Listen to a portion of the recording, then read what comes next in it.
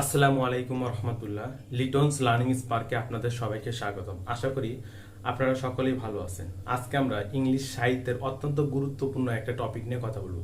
আজকে আমরা উইলিয়াম শেক্সপিয়রের জীবন কাহিনী নিয়ে কথা বলবো। চলুন কথা না বাড়িয়ে শুরু করা যাক। প্রথমে আমরা তার জন্মসাল এবং মৃত্যুসাল সম্পর্কে জানার চেষ্টা করি।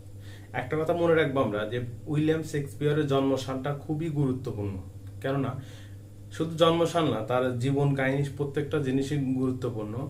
আমরা জন্মসালটাকে এখানে ফোকাস দেবো, কারণ তার জন্মসাল থেকেই আমরা বিভিন্ন কিছু বের করে আনার চেষ্টা করব। আর বিভিন্ন প্রতিযোগিতামূলক পরীক্ষা, আপনি বিসিএস, ব্যাংক, প্রাইমারি যেখানে যান না কেন, এই উইলিয়াম শেক্সপিয়রের থেকে কিন্তু প্রশ্ন আসে। চলুন কথা না বাড়িয়ে শুরু করি।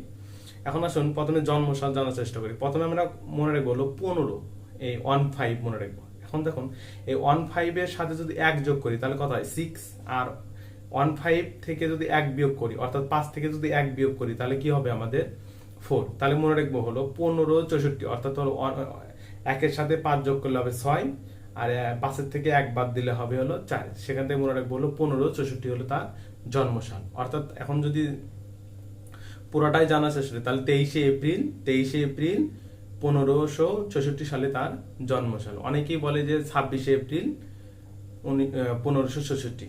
যাই হোক, পরীক্ষায় যদি 23 এপ্রিল আসে এটাও অ্যান্সার ঠিক, যদি 26 এপ্রিল আসে ওটাও অ্যান্সার ঠিক। আশা করি জন্মসালটা মনে থাকবে আপনাদের। আর তার মৃত্যু সালটা হলো তিনি 52 বছর বেঁচে ছিলেন। তাহলে এই 1564 সাথে যদি 52 যোগ করি তাহলে হয় 1616, অর্থাৎ 1616 সালে তিনি মৃত্যুবরণ করেন। তার জন্ম তারিখ এবং মৃত্যু তারিখ সেম, অর্থাৎ 23 এপ্রিল। এখন আসুন উইলিয়াম শেক্সপিয়র বানানটা 18টা অক্ষর আছে এখানে। এই উইলিয়াম আবার শেক্সপিয়র, এই পুরা শব্দটাতেই 18টা লেটার বা বর্ণ আছে। তাহলে সেখান থেকে মনে রাখবেন তিনি 18 বছর বয়সে বিয়ে করেছিলেন। তার বিবাহর সময় কত 18 বছর বয়স। এবং এখানে এই যে 8টা আছে, 18টা শব্দ, এই 18টা থেকে 8, অর্থাৎ তার ওয়াইফ হলো তার সাথে 8 বছরের বড়, অর্থাৎ তার বয়স ছিল 18 বছর, তিনি বিয়ে করেছিলেন 26 বছরের একটা মেয়েকে। আর তার ওয়াইফের নাম হলো হাতাওয়ে।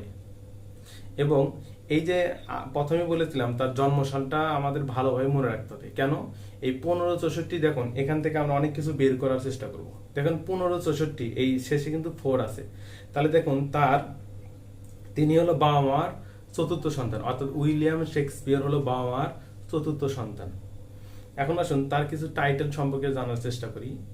যে তাকে বলা হয় হলো ইংল্যান্ডের জাতীয় কবি, অর্থাৎ ন্যাশনাল পয়েট অফ ইংল্যান্ড। ইংল্যান্ডের জাতীয় কবি কাকে বলা হয়? উইলিয়াম শেক্সপিয়রকে।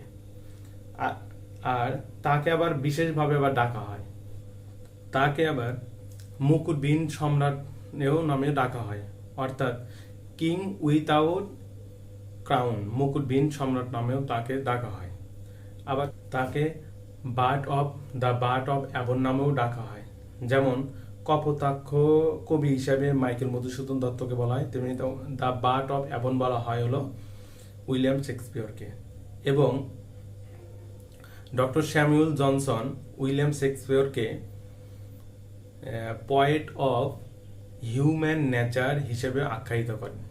আর উইলিয়াম শেক্সপিয়রের মানে অপর নাম, অর্থাৎ হলো নিকনেম বা ডাক নাম, দ্য সোয়ান অফ অ্যাবন বলা হয়। এখন আসুন উইলিয়াম শেক্সপিয়রের একটু তিনি যে বিখ্যাত হয়েছিলেন, কি কি বিষয়ের কারণে তিনি বিখ্যাত হয়েছিলেন। এই বিখ্যাত হওয়ার আগে একটা কথা বলে নিই, যে তার যে জন্মসাল বলেছিলাম যে 1564, এই জন্মসালের সঙ্গে উইলিয়াম শেক্সপিয়রই এই সালে জন্মগ্রহণ করেন। এছাড়া আরো দুজন গুণী লোক জন্মগ্রহণ করেছেন। একটা হলো মার্লো। এই মার্লোকে কিন্তু উইলিয়াম শেক্সপিয়রের আগে কিন্তু ইংল্যান্ডের বিখ্যাত নাট্যকার হিসেবেও পরিচিত, অর্থাৎ উইলিয়াম শেক্সপিয়রের আগে ইংল্যান্ডের বিখ্যাত নাট্যকার কিন্তু এই মার্লো ছিলেন। এবং বিজ্ঞানী গ্যালিলিও কিন্তু এই একই সালেই জন্মগ্রহণ করেন। আসুন তার বিখ্যাত হওয়ার কারণটা কি। তিনি হলো প্লেস, অর্থাৎ হলো নাটক লিখেছিলেন হলো 37টি, মতান্তরে বলা হয় 38টি, অর্থাৎ রানীর জীবন দশায় লিখেছেন 25টি, এবং তার পরবর্তীতে অর্থাৎ জ্যাকোবিন পিরিয়ডে তিনি বাকি সব লেখেন। এবং তিনি সনেট লেখেন হলো, দেখুন জন্মসাল থেকেও সনেটটা মনে রাখা যায়। জন্মসাল কত? 1564, সেখান থেকে যদি 6 বাদ দিই তাহলে কি হয়? 154। তাহলে আগেই বলেছিলাম যে উইলিয়াম শেক্সপিয়রের আপনার হলো জন্মসালটা অবশ্যই ভালোভাবে মনে রাখতে হবে। তিনি সনেট লিখেছিলেন কিন্তু 154টা, এবং 2টা লিখেছিলেন হলো ন্যারেটিভ পোয়েমস অর্থাৎ বর্ণনামূলক কবিতা লিখেছিলেন হলো 2টি। এখন তিনি 4 ধরনের নাটক লিখতেন। একটা হলো তিনি কমেডি নাটক লিখতেন, তিনি ট্র্যাজেডি নাটক লিখতেন, তিনি ট্র্যাজি কমেডি নাটক লিখতেন, এবং তিনি হলো হিস্টোরিক্যাল প্লে লিখতেন। এখন ট্র্যাজেডি কয়টা লিখেছেন এটা মনে রাখবো কিভাবে? দেখুন, ট্র্যাজেডি থেকে 3 মনে রাখবো, অর্থাৎ তিনি 12টা লিখেছিলেন, অর্থাৎ 1 আর 2 যোগ করলে কিন্তু 3 হয়। এখন ট্র্যাজেডি থেকে ট্র্যাজেডি, সেখান থেকে 1 2, এবং কমেডি দেখেন কমেডি লিখেছিলেন তিনি হলো 15টা, অর্থাৎ হলো কমেডি বানান দেখেন 6টা আছে, সেখান থেকে 1 আর 5 যোগ করলে কিন্তু এই 15টাই হয়। আরেকটা হলো তিনি যে ট্র্যাজি কমেডি নাটক লিখতেন, এটা কিন্তু এই ট্র্যাজি কমেডির প্রবর্তক কিন্তু উইলিয়াম শেক্সপিয়র নিজে, অর্থাৎ উনি এটা সৃষ্টি করেছিলেন।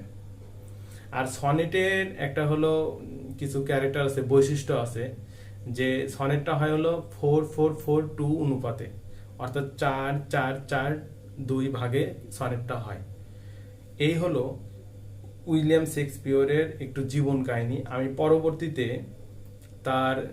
তিনি সনেট লিখেছেন কয়টা, তিনি ট্র্যাজেডি লিখেছেন কয়টা, এগুলো নিয়ে আমি ডিটেল আলোচনা করার চেষ্টা করব। আজকে এই পর্যন্তই। আমার ভিডিওটি ভালো লাগলে অবশ্যই সাবস্ক্রাইব, লাইক এবং শেয়ার করবেন। ধন্যবাদ। আসসালামু আলাইকুম ওয়া রাহমাতুল্লাহ।